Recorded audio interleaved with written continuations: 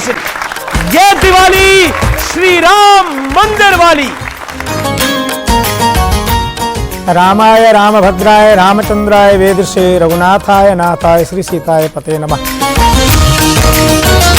जय श्री राम, जय जय श्री राम।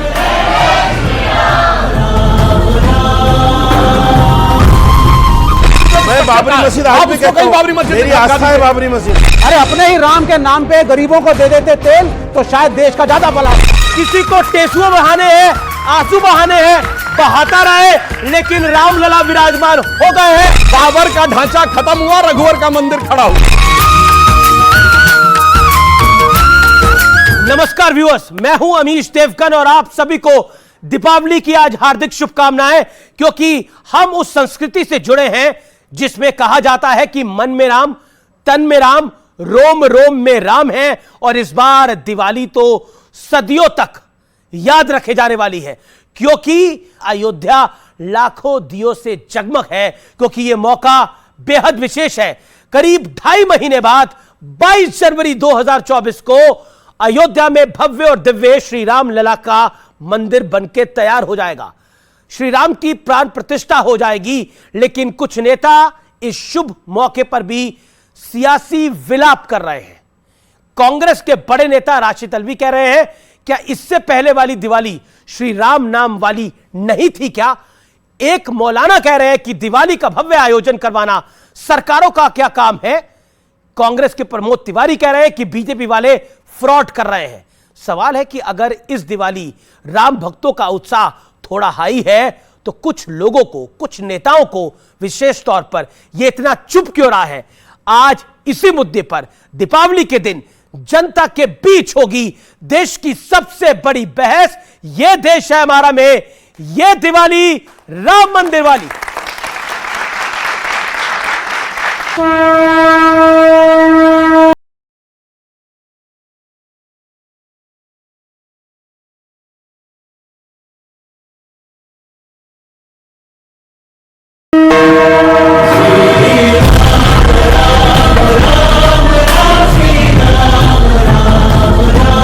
आजकल मैं जहां भी जाता हूं, वहां अयोध्या में बन रहे प्रभु राम के भव्य मंदिर की चर्चा चलती है।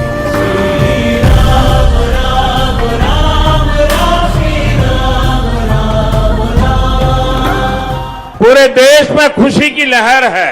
अयोध्या करती है आह्वान, घाट से कर मंदिर निर्माण। सौभाग्य से भरे इस पावन कालखंड में मेरे मन में एक बात बार बार आई, राम काज किने बिनु मोहि कहा विश्राम। अयोध्या करती है आह्वान, घाट से कर मंदिर निर्माण। तो जिसके लिए हमारे पूर्वज बलिदान हुए थे, जिसके लिए उन्होंने संघर्ष किया था, जिसके लिए उन्होंने साधना की थी, हम अपनी आंखों से आज उस कार्य को मूर्त रूप होते हुए देख रहे हैं। हमें गर्व है कि राम मंदिर बना, पर राम मंदिर का ठेका क्या भारतीय जनता पार्टी ने लिया? इससे पहले की जो दिवालियां होती थी, वो राम के नाम की दिवाली नहीं होती थी क्या? दिवाली पर भी राजनीति होगी? सरकारों का काम मंदिर मस्जिद बनाना या दिवाली मनवाना या भव्य राम मंदिर का उद्घाटन कराना, ये सरकारों का काम नहीं है। पार्टी का हिस्सा होने का मतलब ये नहीं है कि सच को सच और झूठ को झूठ ना कहा जाए। मैंने महसूस किया है कि कांग्रेस में कुछ ऐसे नेता हैं जिन्हें राम मंदिर से नहीं, राम से भी नफरत है। हिंदुत्व से नहीं, हिंदू शब्द से नफरत है।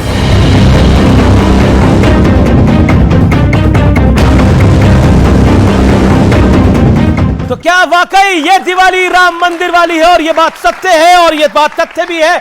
मेरे साथ आज की इस बड़ी चर्चा में आप सबका अभिनंदन है। मेरे साथ कौन कौन है आइए परिचय करा देते हैं। सबसे पहले महंत नवल किशोर जी का अभिनंदन है, जोरदार तालियों के साथ उनका अभिनंदन है। महंत जी खास तौर पर हमारे कार्यक्रम में शामिल है। मेरे साथ डॉक्टर सुधांशु त्रिवेदी है, भारतीय जनता पार्टी के प्रवक्ता है, पेशे से इंजीनियर है और राज्यसभा के सांसद हैं। और भारतीय जनता पार्टी का सफर इन्होंने देखा है, राम मंदिर का सफर देखा है, आंदोलन से मंदिर तक का सफर देखा है। मेरे साथ इस चर्चा में विवेक श्रीवास्तव है, जो कि लेफ्ट के आइडियोलॉग है, जो शुरुआत से राम मंदिर की राजनीति के विरोधी रहे और इनका कहना था कि राम मंदिर की बजाय उधर कोई अस्पताल बन जाए, कोई आराम गृह बन जाए तो वो बेहतर है। मेरे साथ मौलाना साजिद रशीदी हैं, जाने माने मुस्लिम धर्मगुरु, उनका अभिनंदन है। मेरे साथ संजय गुप्ता है, शिवसेना उद्धव गुट के, उनका अभिनंदन है। आप तमाम लोगों का अभिनंदन है। लेकिन महंत जी शुरुआत आपसे करते हैं। सबसे पहले तो आपको प्रणाम। और सवाल मेरा बहुत सीधा है, ये दिवाली क्यों खास है? ये दिवाली से हिंदुओं की बड़ी आस है। रामाय रामभद्राय रामचंद्राय वेदसे रघुनाथाय नाथाय श्री सीताय पते नमः। पहले तो मैं सभी बंधुओं को पावन दीपावली की बहुत बहुत शुभकामनाएं व्यक्त करता हूं। आप सबका विवेक और अज्ञानता समाप्त हो, आपके जीवन में निजता और ऊर्जा प्राप्त हो, इसी भगवान से कामना करता हूं। हमारे लिए हर दीपावली राम राज्य की प्रेरणा प्रदान करती है, अंधकार से प्रकाश की ओर ले जाती है। हर दिवाली हर त्योहार हमारे लिए महत्व रखता है, परंतु स्वाभाविक है जिस दीपावली के बाद भगवान श्री राघवेंद्र सरकार अपने पूरे परिवार के साथ विग्रह रूप में राम जन्म स्थान पर जहां 74 युद्ध लड़े गए, लाखों राम भक्त बलिदान हुए, उस जगह पर भव्य मंदिर बन रहा है, तो स्वाभाविक है प्रसन्नता तो होगी ना, आनंद तो होगा ही होगा ना। और जहां पर लाखों की संख्या में दीप जल रहे हों, लोग घर पे दीप जलाते थे, अभी आपने देखा है 3-4 साल तो हो गए, ज्यादा ही हो गए, हर वर्ष दीपों की संख्या बढ़ रही है। वो केवल सामान्य कोई दीप नहीं है, हर साल रिकॉर्ड बन रहा है। वो ज्ञान के दीप हैं, विवेक के दीप हैं, जागृति के भी दीप हैं। और दीपक तो अंधकार को समाप्त करता है ना।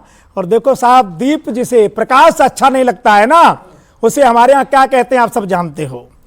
हम सब तो प्रकाश के पुजारी हैं, इसलिए हमें तो बड़ी प्रसन्नता है। और सभी लोगों को जो थोड़ा भी भगवान श्री राम कृष्ण को या देश को अपना मानते हैं, ऐसे प्रत्येक व्यक्ति को उत्साह है, आनंद है, प्रसन्नता है। तो हम सबके लिए बहुत आनंददायक दीपावली है। भगवान करे इस प्रकार के दीप जहां नहीं जले हैं वो अभी थोड़े जले। जी मैं विवेक श्रीवास्तव आपका रुख करता हूं।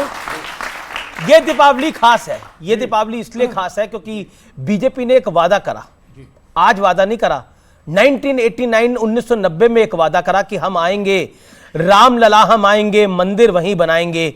और आप लोग आगे एक और सवाल लगाते थे, जब से नरेंद्र मोदी की सरकार आई, रामलला हम आएंगे, मंदिर वहीं बनाएंगे, लेकिन तिथि नहीं बताएंगे, तारीख नहीं बताएंगे। अब तो तारीख आ गई, 22 जनवरी 2024 को रामलला का भव्य दिव्य मंदिर बनकर तैयार होगा। तो इस दिवाली एक दीपक आप भी जला देंगे?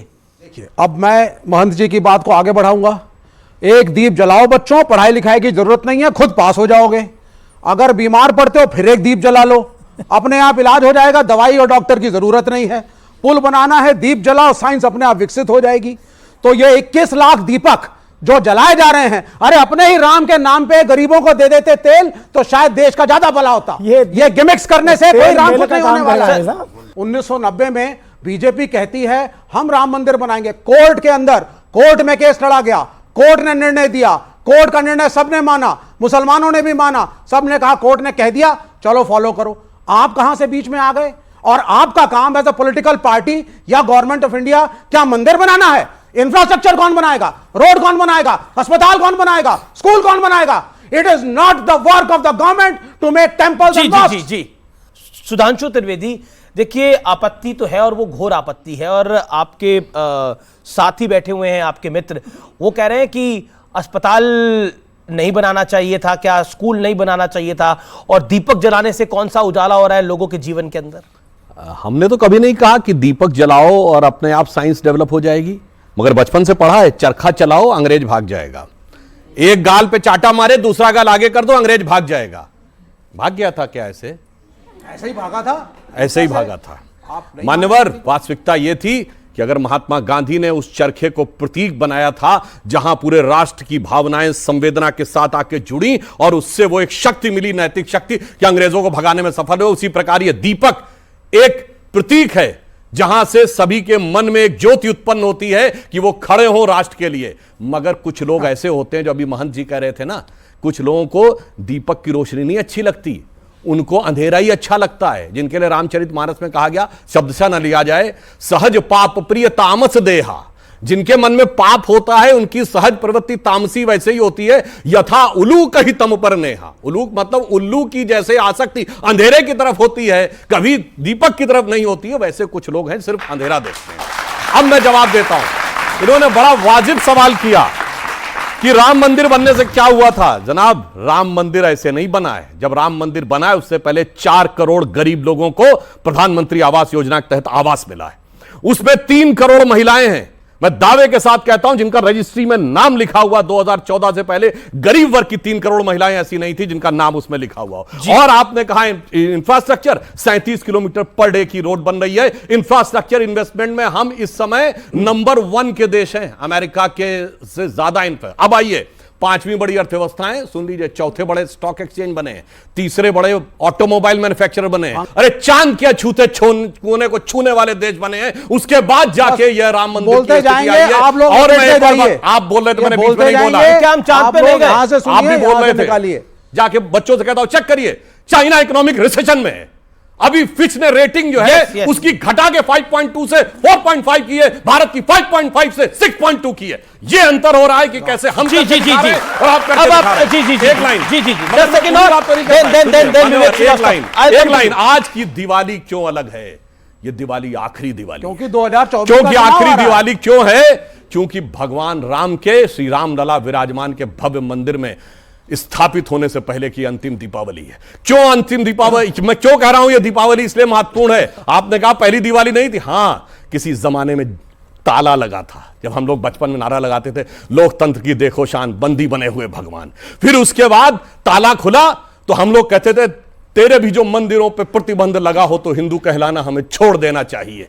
यह स्थिति थी। उसके बाद टाट के छप्पर में रहे भगवान राम, और वो भी अगर फट जाता था तो कोर्ट जाना पड़ता था। और उसके बाद श्री राम लला विराजमान इस केस में खुद पैरोकार थे। शायद आप लोगों को नहीं पता होगा, one of the respondent for Shri Ram Lalla Virajman. मैं दुनिया में चुनौती से कहता हूं, हमारे ही भगवान एकमात्र हैं जिन्होंने कोर्ट में खड़े होकर अपना मुकदमा खुद लड़ा है, और पूरी मर्यादा के साथ, सारी कानूनी वैधताओं के साथ अब जाके मंदिर वो बना है। इसलिए मैं कहूंगा, एक वो भी दिवाली थी जब उजड़ा हुआ गुलशन था, रोता हुआ माली था, आज महका हुआ गुलशन है, बजती हुई ताली है। एक वो भी दिवाली थी, एक ये भी दिवाली है। तो एक वो भी दिवाली थी, एक ये भी दिवाली है। और आपने बोला कि दीपक जलाना, यही कहा गया ना कि दीपक जलाना सरकारों का काम नहीं है भाई, तो इफ्तारी करना सरकारों का काम होता था, जो इफ्तारी करी जाती थी। जवाब देना पड़ेगा इसका भी आपको। आप गरीबों को तेल देने के खिलाफ क्यों हैं? 21 लाख दिए जला करके तेल जला रहे हो, मिट्टी जला रहे हो। चलिए कोई बात नहीं, सुनते जाइए, सुनते जाइए अभी आगे। इनको यही नहीं मालूम, मैं इनको काउंटर कर देता हूं। इनको मालूम नहीं भाई। पहली चीज, महात्मा गांधी का चरखा सिंबॉलिक नहीं था। वो कह रहे थे विदेशी वस्त्रों का बहिष्कार करो एंड मेक इन इंडिया करो। इनका मेक इन इंडिया नहीं कि मल्टीनेशनल को कह रहे हो आओ और 100% FDI। इनका मेक इन इंडिया नहीं, वो गांधी का मेक इन इंडिया था, और चरखा उसका प्रतीक था कि अपना सूत काटो और कपड़ा बनाओ। दूसरी बात, आप ये मुझे एक सवाल का मेरे भी जवाब दीजिए सर। आपने बोला गांधी जी तो चरखे से अंग्रेज भगा रहे थे, वो एक प्रतीक था, और रामलला मैं आपने बोला कि राम मतलब महात्मा गांधी जब चरखा चला रहे थे तो वो एक प्रतीक था, एक सिंबोलिज्म था। उस यही कहा ना आपने? नहीं, मैंने नहीं कहा। मैंने बोला सिंबल था, एक स्वदेशी का प्रतीक, स्वदेशी का प्रतीक था। अच्छा ये बताइए, भगवान राम के आगे दीपक जलाना किसी तरह का प्रतीक नहीं है। मतलब चरखा चलाने से ये गांधी के विरोधी हैं, बंद हो गई। ये गांधी के विरोधी हैं, शुरू से रहे, किस विचारधारा को फॉलो करते हैं। जी, मैं बोलना नहीं चाहूंगा तो संजय के बाद। तो गांधी के विरोध से नहीं, गांधी को अभी मानने से गांधी देश के चला ऊपर है। चर्चा नहीं है, राम पर चर्चा है। अरे भाई, गांधी ये जी भी कहा हेरामी कहते स्वदेशी और थे। ये विदेशी गांधी थे। विरोध से ये तो ये सुनिए, गांधी अब जिस गांधी की बात कर रहे हैं, और सुन लीजिए, जो जिस आप महात्मा गांधी की बात रहे हैं, वो महात्मा के भी अंतिम शब्द हे राम ही थे सर। कोई बात तो राम बस विरोधी कोई नहीं है। खत्म करिए। राम वो विरोधी नहीं है। गांधी जी भी राम के ही भक्त थे। राम वो विरोधी राम नहीं, के ही भाजपा भक्त थे, विरोधी गांधी हैं जी आप। भी। सुनिए, अरे ये देश ये राम दिवाली- का, ये ये दिवाली देश इनके राम लिए का, इसलिए मैं खास राम है। का, आप राम के, कहाँ जाएंगे हम? अरे भाई, ओके, भगवान सर। राम, सुनिए, एक सेकंड, एक महात्मा गांधी मैं बता का देता हूं। राजनीतिक दर्शन था राम राज्य, रोज का भजन था रघुपति राघव राजा राम, अंतिम शब्द था हे राम। मगर नेशनल और मल्टीनेशनल कहने वाले ये तो देसी पार्टी नहीं है, कम्युनिस्ट पार्टी ऑफ इंडिया। कोई जाकर कुछ नया बोलिए। अपनी पार्टी का नाम बताओ। तो कम्युनिस्ट हम पार्टी ऑफ आपकी इंडिया। पार्टी का क्या नाम है? भारतीय जनता तो पार्टी। इंडिया भी तो ये भारत है। भारतीय कम्युनिस्ट पार्टी। इंडिया भी तो भारत है। जमीन आसमान की बात है। इंडिया भारत नहीं है। हमारा- अरे अब आप शांत होइए ना, अब उनको अरे आगे दीजिए। इंडिया भारत नहीं, ये है इंडिया भारत नहीं है भाई। Of India. अब इतना डर गए INDIA इंडियन से। कम्युनिस्ट पार्टी नहीं है। INDIA आपको की फंसा पार्टी रहे से हैं। इतना डर मैं गए। फिर आपको अच्छा, फंसा रहा हूं, आप आपको भारत फंसा ही नहीं। दिए। रशीदी साहब, क्या आपको लगता है ये दिवाली वाकई खास है क्योंकि रामलला का मंदिर बन रहा है? और चाहे कोई कुछ भी कहे, बीते गत वर्षों में हमने देखा है एक बदलाव आते हुए समाज के अंदर भी। Your reaction? देखिए, मुझे याद आता है गांधी जी का वो वक्तव्य जब सरदार वल्लभ भाई पटेल ने उनके सामने सोमनाथ मंदिर की एक योजना रखी पुनर्निर्माण के लिए। तो गांधी जी ने कहा कि मैं आपका पूर्णतः समर्थन करता हूं और अच्छी योजना है, लेकिन याद रहे इसमें पैसा भक्तों का लगे, राजकोष का नहीं। राजकोष का नहीं। राजकोष समझते हैं आप? हाँ, समझ लीजिएगा सरकारी पैसा। इसको समझ लीजिएगा अच्छी तरह।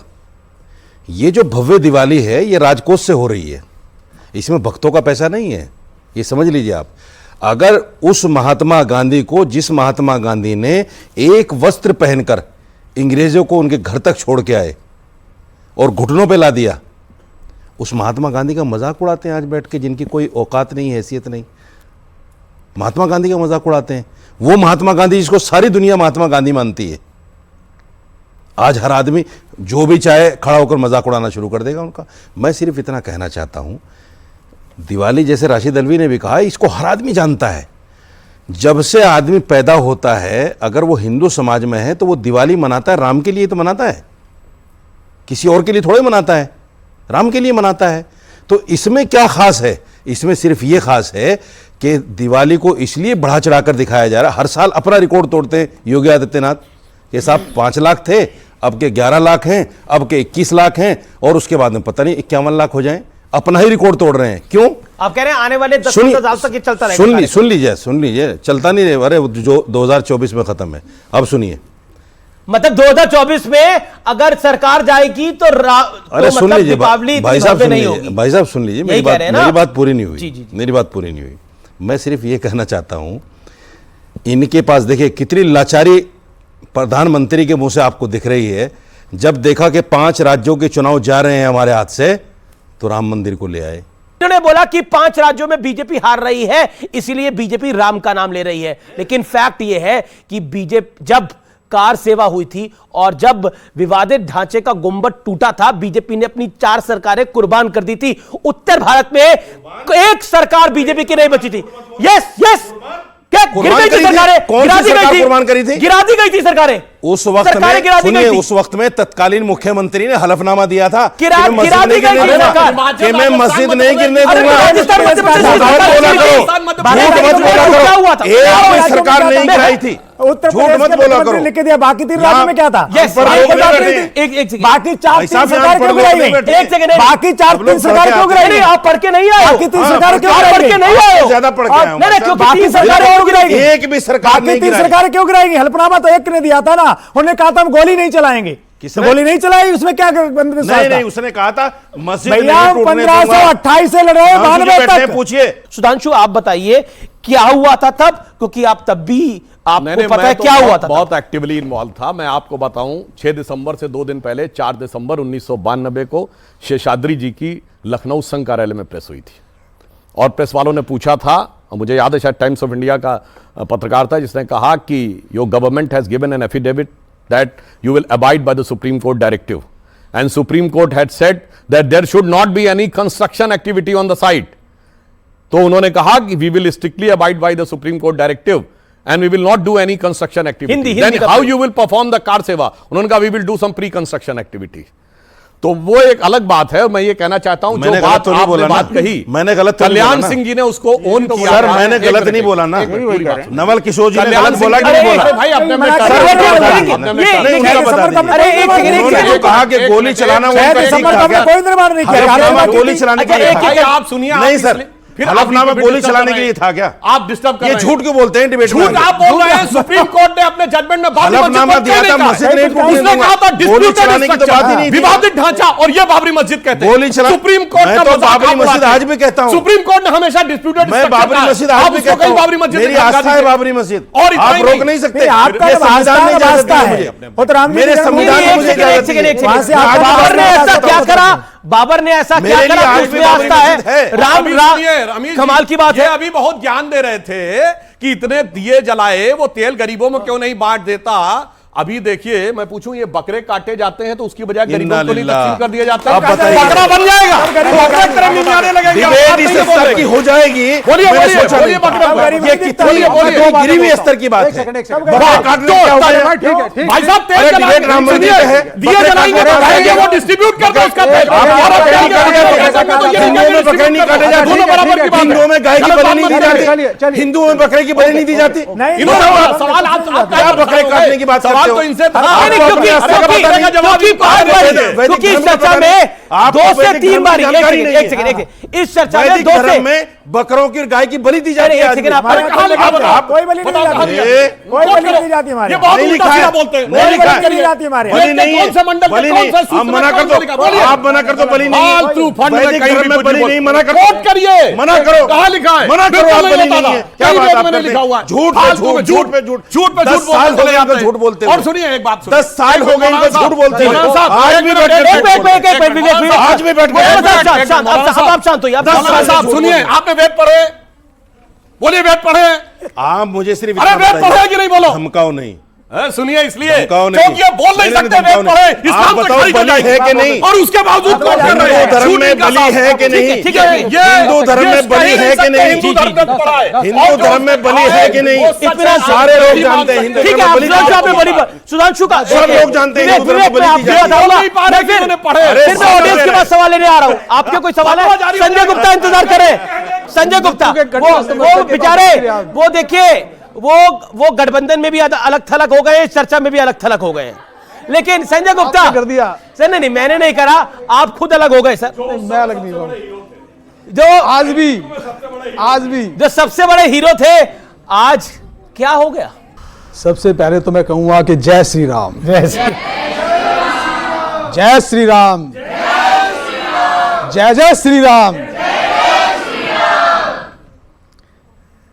बाबा साहब ठाकरे, हिंदू हृदय सम्राट बाला साहब ठाकरे का सपना जो है पूरा होने जा रहा है, राम मंदिर बनने का, इसमें सबसे बड़ा त्याग अगर किसी ने किया तो वो सिर्फ ठाकरे परिवार और शिवसेना ही है, जिसने हमेशा ये चाहा कि बीजेपी को केंद्र के शासन में ला करके हम राम मंदिर के बनने के रास्ते को साफ कर सके। और ये सपना सिर्फ हमारा नहीं था, हमारा और बीजेपी दोनों का था। क्यों सुधांशु जी, मैं सही कह रहा हूँ? और गठबंधन में चाहे भले ही हम बीजेपी के साथ थे, या आज आप इसलिए हमें कहते हैं क्योंकि शायद कांग्रेस के साथ गठबंधन में कुछ मामलों में है, तो आपको लगता है कि, लेकिन गठबंधन में चाहे बीजेपी के साथ रहे चाहे कांग्रेस के साथ रहे, राम मंदिर पर हम जैसे खड़े थे आज भी वैसे ही खड़े हैं। किसी के साथ गठबंधन में जाने से मुद्दे नहीं बदलते। इस देश में सिर्फ एक ही पॉलिटिकल पार्टी ऐसी है जिसने, ठाकरे परिवार और पॉलिटिकल पार्टी ऐसी है जिसने प्रभु श्री राम के मंदिर के लिए 1 करोड़ रुपए का चंदा दिया। इसके अलावा आप दूसरी पॉलिटिकल पार्टी आप मुझे बता दीजिए जिसने 1 करोड़ रुपए का चंदा प्रभु श्री राम के लिए दिया हो। और आज भी कांग्रेस के गठबंधन और कांग्रेस के समर्थन से उद्धव जी जब मुख्यमंत्री बने थे, ये तब किया था, ना कि। और मतलब आप कह रहे हैं कि आपके गठबंधन का पार्टनर कांग्रेस राम मंदिर के विरोध में है, उनको नाराज करते हुए उद्धव जी ने दिया था। कितनी बड़ी हिम्मत किसी के नाराज होने ना होने पर शिवसेना या ठाकरे परिवार ने कभी ये सोचा ही नहीं। कोई नाराज होता हो ना होता ना हो, परंतु प्रभु श्री राम के मंदिर के लिए जैसे तटस्थ पहले थे वैसे ही आज भी हैं। आज भी कुछ मामले में पर आपके बदलाव। गठबंधन के पार्टनर तो कह रहे हैं कि राम से क्या हो जाएगा, दिए जलाने से क्या हो जाएगा। जो ये कहते हैं ऐसे बहुत से लोग हैं ये हमारे देश ऐसे के बहुत अंदर। से लोग नहीं सामने बैठे मैं भाई। इन्हीं को कह रहा हूं, इन्हीं को भी कह रहा हूं, और जो ऐसे लोग हैं बहुत से लोग ऐसे कहते हैं, हमने इनका समर्थन नहीं किया। मैं उनसे सिर्फ एक ही सवाल पूछता हूं कि हमारे घरों के अंदर ना हमारे बुजुर्गों की फोटो टंगी होती है, जो जिनको हम पूछते हैं, जैसे भी कोई एक भी आदमी मुझे ये कह के दिखा दे कि अपने पड़ोसियों की फोटो की, अपनी पड़ोसियों की फोटो उन फोटो के ऊपर लगा दे, वो जो ये कहते हैं अपने पड़ोसियों की, किसी दूसरे रिश्तेदार की उसके ऊपर लगा दे उस फोटो को हटा करके, तो मैं मान जाऊंगा कि इनके स्कूल वाली बात और विद्यालय वाली बात और दूसरी बात है कि हाँ ये ठीक कहते हैं, गलत कहते हैं। यहाँ पर प्रभु श्री राम का गलत जन्म के हुआ। साथ क्यों हैं आप लोग? गलत के साथ नहीं है हम। तो क्यों नहीं साथ नहीं है गलत कि इंडिया बातों के साथ नहीं है लोग? हम। देखिए, एक घर में 4 पॉलिटिकल पार्टियां, देशद्रोही पार्टियां तो नहीं है ये हिंदुत्व विरोधी हैं, ये हिंदुत्व विरोधी पार्टियां हैं, लेकिन इनके हिंदुत्व विरोध को हमने कभी समर्थन नहीं किया। हम हमेशा हिंदुत्व विरोधियों के साथ ही खड़े रहे। रामलला का मंदिर जैसे जैसे बन रहा है, कई सारी धुंधें क्लियर हो रही है। हिंदुत्व विरोधी है आप। ये बीजेपी नहीं कह रही, आपके गठबंधन का एक पार्टनर कह रहा है कि आप लोग हिंदुत्व विरोधी है, कांग्रेस हिंदुत्व विरोधी है। भाजपा के हिंदुत्व के बिल्कुल खिलाफ हैं। इनके क्या, इनका क्या? कोई खिलाफ नहीं है। शिवसेना के हिंदू धर्म के बिल्कुल खिलाफ नहीं है। कुछ पॉलिटिकल पार्टियां ऐसी हैं जो हिंदुत्व है, कुछ पॉलिटिकल पार्टियां ऐसी हैं, संजय गुप्ता का जवाब सुन लीजिए जरा। कुछ पॉलिटिकल पार्टियां ऐसी हैं जो आज अस्तित्व में नहीं है। उनका सिर्फ एक ही कारण है जो अस्तित्व में नहीं है, जो विलुप्त होते जा रहे हैं, सिर्फ एक ही कारण है कि वो हिंदुत्व विरोधी है और राम मंदिर के विरोधी है। महंत नवल किशोर जी, क्या आपका हिंदुत्व इसमें विश्वास करता है कि कॉन्स्टिट्यूशन को तोड़ करके एक भीड़ जाए और बिना कोर्ट के ऑर्डर के ढांचों को तोड़े? ये बताओ 1528, सुनो पहले, और दूसरी बात, 1528 में वीर बांकी ने किस कोर्ट में लिखित में लिया था? कहां से तोपे लगा दी थी? भैया कम से कम 30,000 मंदिर तोड़े हैं। ये हमारी आस्था का विषय है और हमने कोर्ट का कॉन्स्टिट्यूशन को नहीं मानते। सुन लो पहले, हमने किसी कोर्ट का, किसी कानून का अपमान नहीं किया, किसी कोर्ट का अपमान नहीं किया। वहां हम केवल कार सेवा करने के लिए गए थे, कार्यकर्ताओं को रोका गया। भीड़ लेकर गए थे और आपने हमारा अधिकार है, प्रजातंत्र लेकर के गए और बाल्टियां करते हो, वो कानून नहीं है, देश का राष्ट्रपति, देश का मंदिर बन रहा है, मंदिर बन के तैयार हो रहा है, वो कानून के दायरे में। मोदी जी और योगी जी ने हमारे सपने को, जिसको साकार किया है, और भी देश के अंदर, जो कि मैं कहना चाहूंगा, आज मैं 60 इयर्स का हो चुका हूं और पिछले काफी सालों से मुझे इतनी नॉलेज नहीं थी, जो 10 साल में मुझे नॉलेज आई है। जितना हमारे देश के अंदर हो रहा है, जितने रोड बन रहे हैं, मैं आज दिल्ली बदरपुर बॉर्डर के आसपास रहता हूं, जो 40 साल पहले चाहे वो कांग्रेस ने पास किया हो चाहे किसी ने किया हो, वो सपने मोदी जी ने पूरे किए हैं पूरे देश के अंदर। तो ये देखिए, ये चाहे सड़क निर्माण हो, चाहे मंदिर निर्माण हो, एक 60 साल के व्यक्ति हैं, मैं उनका नाम नहीं पूछ रहा, 60 साल के व्यक्ति है, वो कहते हैं कि हम तो इतने सालों तक इंतजार करते रहे, लेकिन बनवाया तो इस मोदी नहीं, इस अमित शाह नहीं, इस योगी आदित्यनाथ नहीं। बड़प्पन सुन लीजिए, एक सेकंड 10 सेकंड बोल रहा हूं मैं सिर्फ। एक चीज आप समझ लीजिए जो इस देश में बहुत अच्छी है, और जब ढांचा भीड़ ने तोड़ा, हमारी शर्मिंदगी हुई हर इंटरनेशनल फोरम पे। सुन लीजिए कि ये एक ऐसा देश है जहां पे माइनॉरिटीज के ढांचों को भीड़ जाती है, तोड़ के चली आती है, और पहले जहां हमारी नाक ऊंची होती थी कि मेरे देश में माइनॉरिटी का मुसलमान सुरक्षित भी है और उसका आदर भी होता है, हमारा मुंह काला हुआ था। सर एक मिनट सुनिए, आज एक अपना घर बनाते हैं, आपको खुशी होती है, आपके परिवार को, बच्चों को खुशी होती है। ये तो राष्ट्र का निर्माण, जिन्होंने देश पे मतलब जो है सनातन धर्म की स्थापना की, हमारे श्री राम का अगर मकान बन रहा है, घर बन रहा है, तो आपको आपत्ति क्या है? कोई आपत्ति नहीं है। नहीं, आप ये जो आप डिबेट कर रहे हैं, ये आपत्ति है आपको? आप मानते हो राम, आप ये मानते हैं राम हमारे हैं? नहीं, आपके हैं बिल्कुल है। नहीं, आपके राम नहीं है क्या? नहीं, सबके हैं। आपके राम नहीं है। इस देश में राम की पूजा होती है, राम के कोई खिलाफ नहीं है। आपको दिक्कत राम के कोई खिलाफ नहीं है। आपको राम के नाम पे देश के खिलाफ है। राम हमारे, राम के नाम पे राजनीति। लेकिन मैं सुधांशु, वहां पर कोई मस्जिद जैसी चीज नहीं थी, सिर्फ वो मंदिर था और पूजा हो रही थी, मंदिर का पुजारी अवेलेबल है। अगर ये बता दे कि वहां 6 दिसंबर 92 को मस्जिद का तंत्र को कोई भी नहीं था। एक मिनट, अगर वो चीज गलत है, अभी भीड़ वैचारिक भीड़ तंत्र। अभी ये जो बहुत बोल रहे हैं भीड़ तंत्र की बात तो कश्मीर में हजारों मंदिर कश्मीर भीड़ में चले से आए। तोड़े, मंदिर के नाम पे तब इनके मुंह से चूने ले चले आए कश्मीर पर। क्या था? इतना ही नहीं, वो क्या था? क्या तरीका बार बार बीच में अब disturb करने का विवेक जी? आप एक ही टॉपिक पे बात करिए एक ही ना, topic आप पे अयोध्या बात पे कर स्टिक रहे करिए, हैं। मैं डोंट डाइवर्ट, भीड़- why you are going to Kashmir, भीड़- अयोध्या की बात करो, अब ठीक है भीड़ गई, अरे, भाषा तोड़ा, अभी ऑडियो गलत था। जी का जा रहा है, आपका जा रहा है, मैंने आप कोर्ट की परमिशन का तोड़ा, अब अपनी गलत बात था। को नहीं, रखिए। अभी सुनिए, इतना ही नहीं, अभी टॉपिक पे भी बताता हूं, सुनिए। और चरारे शरीफ जैसी मजार जला के खाक कर दी गई, कोई नहीं बोला। और मुंह काला की बात, मुझे याद है 11:15 बजे रात को बाला साहब ठाकरे जी का स्टेटमेंट मैंने रेडियो पे सुना। हमारे नेता डिफेंसिव में थे। बाला साहब ठाकरे जी से पूछा गया कि आपके पार्टी पे आरोप है कि आपके कार सेवकों ने वो ढांचा गिराया, तो बाला साहब ठाकरे जी ने कहा कि अगर मेरे कार सेवकों ने गिराया है तो मुझे इस पे गर्व है। बताओ किसका मुंह काला? इनका इनका बोलो, आप बोलो किसका काला? आप समर्थन में हैं, आप समर्थन में हैं, आप समर्थन में हैं, इसके बाद साथ आप समर्थन में हैं, मुंह काला करके इसका मतलब भाजपा। मैं आ रहा हूं,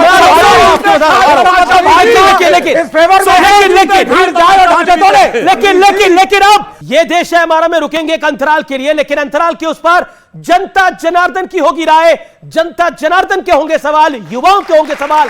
आप देख रहे हैं ये दिवाली राम मंदिर वाली। उद्धव ठाकरे की पार्टी के नेता कह रहे हैं कि हमें अपने साथ अब आप ले लीजिए। नहीं, ले लीजिए नहीं कह रहा हूं मैं, मैं नहीं कह रहा, ले लीजिए। क्या कह रहे हैं? मैं ये नहीं कह रहा हूं ले लीजिए, मैं तो ये कह रहा हूं कि वो भाई, मैं तो ये कह रहा हूं कि वो भाई जिसने कहना क्या चाहते हो, जिसने एक मिनट रुकिए, कहना क्या चाहते हो भाई। वेलकम बैक व्यूअर्स, आप देख रहे हैं ये देश है हमारा का दिवाली एडिशन। मैं आपको सुना रहा हूं एक भजन गायक कन्हैया मित्तल ने क्या कहा राम मंदिर के बारे में, और मुझे लगता है वो हर देशवासी को आज सुनना चाहिए, रिकॉर्ड का बटन ऑन करना चाहिए, और यहां पर जो व्यूअर्स बैठे हैं उनकी भी मैं राय लूंगा। और मेरे को पूरी उम्मीद है कि आप लोग शालीनता से इस चर्चा को आगे बढ़ाएंगे, जो सबसे महत्वपूर्ण है। आइए सुनते हैं कन्हैया मित्तल ने ऐसी क्या बात बोली है जो आपको सुननी चाहिए। समझना पड़ेगा इस बात को, 500 साल तक राम तंबू में थे, किसी का दिल नहीं दुखा, किसी का दिल नहीं दुखा। एक बच्चे की शादी को 10 साल हो जाए, उसकी धर्मपत्नी भी पूछने लग जाती है हमारा खुद का मकान कब होगा, कब तक किराए के मकान पे रहेंगे, मेरी रसोई कहां है, तुम्हारे छोटे भाई का कमरा कहां है। वो सीता भी रोज राम को पूछती होगी कि राम, देश हमारा है, अयोध्या हमारी है, मगर हमारा महल कहां है, हमारा महल कहां है। सीता कहती होगी कि राम, त्रेता में तो हनुमान था, उसने हमारा राज्याभिषेक करवा दिया, क्या इस कलयुग में कोई आएगा जो हमारा राज्याभिषेक कराएगा? तब राम कहते होंगे सीता चिंता मत कर, गुजरात से नरेंद्र मोदी आ रहा है जो हमारा कराएगा। आप लोग युवा पीढ़ी के हैं, आपको क्या लगता है राम मंदिर बनने के मायने क्या है? सर, राम मंदिर एक तो पहली बात बनना चाहिए, बन चुका है, क्योंकि वहाँ पर वह हमारी राम जी की भूमि है। और विवेक श्रीवास्तव जी कह रहे थे कि बाबरी मस्जिद का विवादित जो ढांचा था वह तोड़ दिया गया, वहां पे पहले मंदिर था, उसके सबूत हैं। आपको वह बाबरी मस्जिद जो टूटी उसके बारे में पता है, उसके मंदिर के बारे में नहीं पता। जी। और बेटा मैं आपको मौका दूंगा, आप और किसी का कोई पॉइंट, कोई अपनी बात रखना चाहते हैं? सर, मैं ये कहना चाहता हूँ, जैसे चाइना की लाइटों को छोड़ के हर घर में दिए जलने चाहिए, और राम लला के मंदिर के लिए हम बहुत उत्सुक है, और बीजेपी पार्टी को हमारा बहुत बहुत धन्यवाद। जी। आप कह रहे हैं कि चाइना का सामान छोड़ के वोकल फॉर लोकल होना चाहिए, तो आप सब भी वोकल फॉर लोकल है? तो घर में भारत का सामान लेकर आ रहे हैं? चलिए, वोकल फॉर लोकल कौन कौन है? कौन कौन अपने घर में कौन कौन सी चीज लेकर आया है, बताए। सर, हम इस बार जो स्पार्कल लाइटनिंग्स होती है, इस बार हमने कुछ भी वैसा नहीं जला। इस बार हमने सिर्फ दीपक लाए हैं, जैसा कि श्री नरेंद्र मोदी ने कहा था 21 लाख दीपक, तो हमने भी सोचा एटलीस्ट 21 दीपक तो हम अपने घर में जरूर जलाएं। दीपक लेकर आए हैं। और कोई अलग सी चीज लेकर आया हो तो बताए, वोकल फॉर लोकल के लिए बताइए। वोकल फॉर लोकल की बात करें तो हमने बंधनवार अपने घर में खुद अपने हाथों से बनाए हैं, और सजावट का जितना भी सामान है, रंगोली के लिए हम लोगों ने कलर्स की जगह फूलों का इस्तेमाल करने का सोचा है। सर, ये विवेक, अभी आपने सुना, विवेक जी को छोड़िए, आप अपनी बात को बोलिए। सर, मैं ये कहना चाहूँ कि जब दीप जलाने से अंधेरा दूर होता है, तो आप भी दीप जला ही लीजिए, क्या दिक्कत? दीप जलाने से अंधेरा दूर होता है, कर लीजिए। मैं आपकी बात आता हूँ, महंत जी, मैं आ रहा हूँ। महंत जी, जो बात कन्हैया मित्तल यहाँ पर कह रहे थे, इस बात को अगर आप सिद्धांतिक रूप से देखेंगे तो शायद इसके कोई मायने नहीं है, लेकिन तार्किक रूप से अगर आप इसको समझने की कोशिश करेंगे तो कन्हैया मित्तल ने एक बहुत बड़ा संदेश दिया। कोई सामान्य घर होता है, यहां पर भी बड़े सारे लोग होंगे, वो कहते हैं, अपना माँ बाप कहते हैं कि बेटा अब तुम कमाने लग गए हो, अपना घर बना लो, ब्याह हो गया है, अपना घर बना लो, अपनी रसोई सजा लो, ये सब कर लो। लेकिन शायद ये किसी ने सोचा नहीं, किसी को आभास नहीं था। हम सब बड़े घर में रहते हैं, हम सब अच्छे घरों में रहते हैं, अपना काम करते हैं, लेकिन रामलला को अपना मकान, अपना महल, अपना मंदिर अब मिलेगा। मान्यवर, ऐसा है, हमने कहा कि जब से हमारा मंदिर टूटा सा 1528 से निरंतर हम युद्ध करते रहे, लड़ते रहे, पर क्या है कि स्वतंत्रता के बाद इस देश में दुर्भाग्य से हिंदुत्व की बात करना, हिंदुत्व को एकत्र करना एक ऐसा मानने लगे थे कि ये चिमटा से छुओ मत, विशेषकर राजनीतिक लोग कॉम्युनल हो जाए। हाँ, विशेषकर राजनीतिक लोग डरते थे, लोग समाजवादी डरते थे, लोग निरंतर समाज को, विश्व हिंदू परिषद ने पूरे समाज को एकजुट किया और गांव गांव हम गए, शिला लेकर के गए, राम ज्योति लेकर के गए कि भाई राम हमारे आराध्य हैं, राम हमारी अस्मिता है, राम के बिना राष्ट्र का निर्माण संभव नहीं है, विचार परिपक्व संभव नहीं है, बिना रामत्व के हमारी न गति न मति कुछ प्राप्त हो ही नहीं सकती है। और लोगों ने इस बात को समझा। हमने कभी भी किसी संविधान का दुरुपयोग नहीं किया, किसी को कभी किसी आस्था का आघात नहीं पहुंचाया, हमने केवल समाज को जागृत किया और प्रेरित किया। उस प्रेरित का परिणाम है हिंदू जागृत हुआ, भव्य मंदिर का निर्माण हो रहा है। और उन्होंने कहा है कि कोई भी पत्नी पूछती तो होगी जब उसका छत से पानी टपकता होगा कि हमारा घर कोई पक्का नहीं होगा, ये छप्पर नया नहीं होगा। उन्होंने जो कहा बिल्कुल मार्मिक कहा और हमको संदेश दिया है कि हमें स्वाभिमान के प्रतीक के साथ जुड़ना चाहिए। इसलिए मैं नौजवानों को कहूंगा, आइए जनवरी में भगवान की प्राण प्रतिष्ठा समारोह में हम भी जाकर के कुछ सेवा कर पाए, भगवान के राम के कार्य पर करवाएं। आइए, ठीक है, अब आपको आदर करते हैं, सर, अब आप साथ रहिए ना उनकी। आइए अयोध्या और समारोह में सम्मिलित हो जाइए। पक्का आपके पास आऊंगा, उसके बाद मैं आपके पास आता हूं। जो संदेश दिया गया उसके कोई बहुत बड़े मायने ना हो, लेकिन एक बात तो सत्य है कि गुजरात से नरेंद्र मोदी आया और उसी नरेंद्र मोदी के शासनकाल में यह मंदिर बनके तैयार हो रहा है। भाई साहब, जब 9 नवंबर 2019 को सुप्रीम कोर्ट ने जब फैसला सुनाया, उसके कुछ तथ्य मैं आपके सामने रखना चाहता हूं। यह सुप्रीम कोर्ट के जजमेंट में मौजूद है, आज भी पब्लिक डोमेन में है, कोई भी देख सकता है। सबसे पहली बात जो सुप्रीम कोर्ट ने कही वो कही कि हमें ऐसा कोई सबूत नहीं मिला कि मंदिर तोड़कर मस्जिद बनी हो, नंबर 1। दूसरी बात सुप्रीम कोर्ट ने कही कि 1949 में जो मूर्तियां रखी गई वो गलत तरीके से रखी गई। तीसरी बात सुप्रीम कोर्ट ने कही कि 1992 में जो बाबरी मस्जिद टूटी वो इल्लीगल तरीके से, इल्लीगल शब्द है, इल्लीगल तरीके से तोड़ी गई। और चौथी बात सुप्रीम कोर्ट ने यह कही कि जो लोग इस मस्जिद को तोड़ने में, इस ढांचे को तोड़ने में शरीक थे, उनके खिलाफ कार्रवाई होनी चाहिए। ये 4 मुख्य बिंदु कोर्ट ने कहा। सुनिए सर, सुनिए, धैर्य रखिए। कोर्ट के पास एक विशेष अधिकार होता है 142। कोर्ट ने कहा कि मेरा यह विशेष अधिकार है 142, इसलिए मैं ये जमीन रामलला को देता हूं। अब सुन लीजिए दूसरी बात, नरेंद्र मोदी आए लेकिन राम जी के खड़ाओं पर पैर रखकर आए और सरकार बनी। और आज भी देखा ना लाचारी आपने, जब देखा 5 राज्य निकल रहे हैं तो राम जी का ही नाम लाचारी नहीं, विचार है, राम जी का ही नाम लिया। ये लाचारी है, ये मजबूरी है। और 5 राज्यों के बाद मैं दावे के साथ कानून ऐसे ही कह देगा 2024 में बत्ती आज भी अयोध्या में आओ, साथ रखे वहां पर बत्ती अभी जाके देख लो। नहीं, राम जी राम जी की खड़ाओं पे पैर रख के आए हैं। सुनिए, ऐसा कोई बना नहीं है जो राम जी की खड़ाओं पे पैर रख सके। दूसरी बात, नरेंद्र मोदी राम का सहारा ले सकते, आप ये बोल सकते हैं राम जी की खड़ाओ आराध्य है यहाँ के करोड़ों हिंदुओं के लिए, करोड़ों सनातनियों के लिए। देखिए, पहली बात घुमा दिया, मजाक की बात नहीं है। इतना तो डिफेंस ये भी नहीं करते जितना आप, क्योंकि ये किसी के धर्म की बात है। इतना तो ये भी नहीं करते जितना आप करते हो। हिंदू धर्म की बात है, बिल्कुल कमाल हो गई। इतना तो सुधांशु भी नहीं बोलते बीजेपी के, जितना आप बोल जाते हो। हद हो गई भाई। अब हद मैं बताता हूं, इन्होंने जहां झूठ बोला, सुप्रीम कोर्ट ने यह कहा, मैंने झूठ बोला, बात तो पूरी होने दीजिए, उसके बाद आपको गलत। अब आपके बीच में वो नहीं बोले, सुप्रीम कोर्ट मैंने झूठ बोला। सुप्रीम कोर्ट ने यह लिखा कि कोई आर्कियोलॉजिकल एविडेंस नहीं मिला है, पुरातात्विक साक्ष्य। मैंने क्या कहा? आपने कहा कोई सबूत नहीं मिला। उन्होंने कहा आर्कियोलॉजिकल, और आप बोल रहे थे मैंने डिस्कस नहीं किया। इसमें मैं बता रहा हूं, फर्क समझाइए ना। फर्क बताता हूं। फर्क समझाइए क्या होता है कि खुदाई में नीचे कुछ दिखे। आज मैं आपसे कहता हूं 6 दिसंबर 92 से पहले वहां पे कोई ढांचा था, इसका कोई पुरातात्विक सबूत आज नहीं है। सिर्फ डॉक्यूमेंट्री एविडेंस है, सिर्फ लिटरेरी एविडेंस है, आर्कियोलॉजिकल एविडेंस नहीं है। इसलिए जब अगर आप ये बात कहते हैं तो सुप्रीम कोर्ट ने यह कहा कि 500 साल पहले की बात आर्कियोलॉजिकल एविडेंस नहीं हो सकता। झूठ झूठ झूठ ये बोल रहे हैं, 10 साल से झूठ बोलते आ रहे हैं। क्या तरीका और झूठ में लोगों को अब मैं आपका झूठ एक के बाद एक बेनकाब करता हूं। फरवरी 26 में ताला खोला कोर्ट ने और कहा कि यह राम मंदिर है। 9 नवंबर 1989 को जब पहला शिलान्यास हुआ कोर्ट की परमिशन से हुआ। 6 दिसंबर 1992 को ढांचा गिरने के बाद वहां अस्थायी मंदिर की अनुमति सुप्रीम कोर्ट ने दी। 2019 की बात करी है and you are again diverting the debate. अरे भाई आप बेवकूफी की झूठी बात कह रहे हैं। अच्छा ये बताइए 2019 का जजमेंट किसके बेस पे हुआ? 2019 का जजमेंट किसके बेस पे हुआ? पूरी क्रोनोलॉजी बता रहा हूं। जिनको सिर्फ धर्म में आस्था नहीं, नास्तिक कहते हैं, अफीम की बात कहते हैं, उसके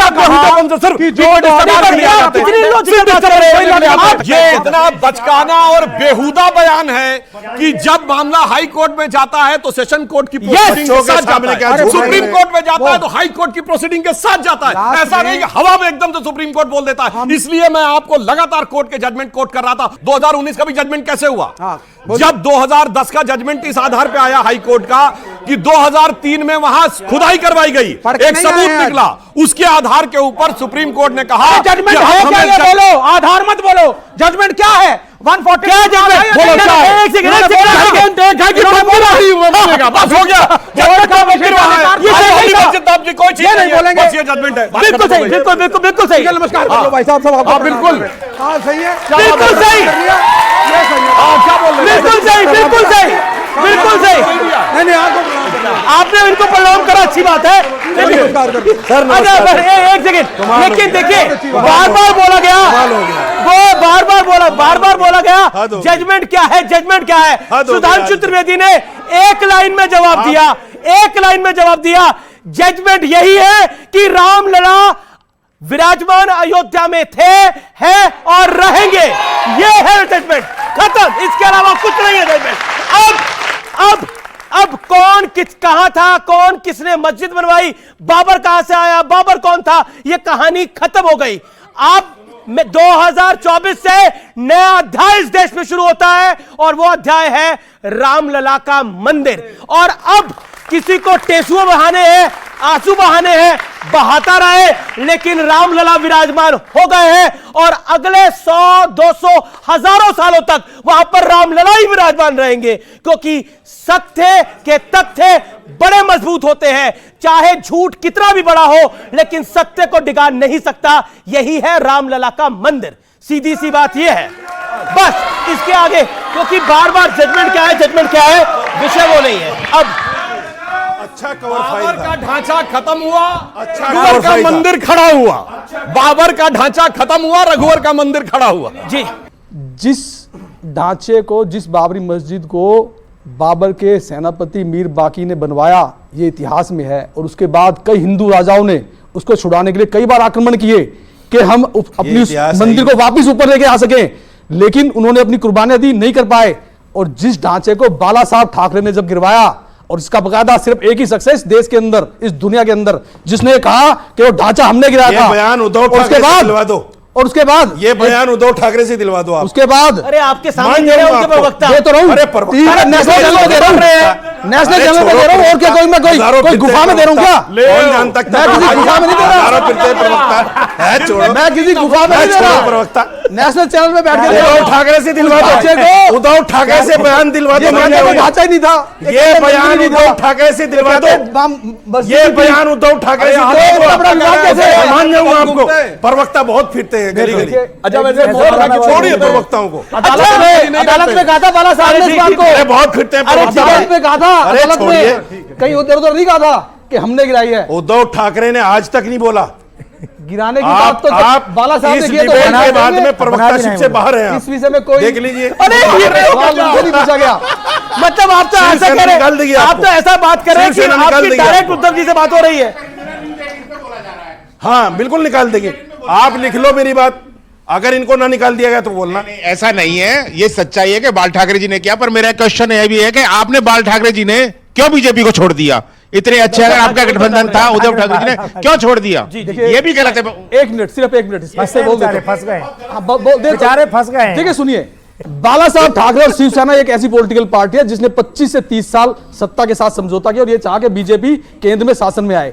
सिर्फ एक महाराष्ट्र था जिसको बाला साहब हमेशा ये चाहते थे कि हमारा मुख्यमंत्री हो। 2.5 साल के लिए मुख्यमंत्री उन्होंने उस आदमी को नहीं, उस व्यक्ति को, उस परिवार को नहीं दिया जिन्होंने केंद्र में इनकी सरकार बनाई। 2.5 साल के लिए मुख्यमंत्री देना इनके लिए ठीक ऐसे था जैसे पांडवों को 5 गांव देना। मैं आज इनसे सिर्फ एक ही बात कहना चाहता हूं कि कहना बहुत कुछ चाहता हूं, मगर मैं संजय जी लौटाओ। एक गाने के मजमून को, एक गाने के मजमून को, एक गाने के मजमून को सेवसारी क्या कह रहे हैं आप? एक गाने के मजमून को सेवसारी के अंदाज में बहुत कुछ चाहते हैं, मगर आप लौट चले। ये गाना गा रहे हैं, आप लौट चले।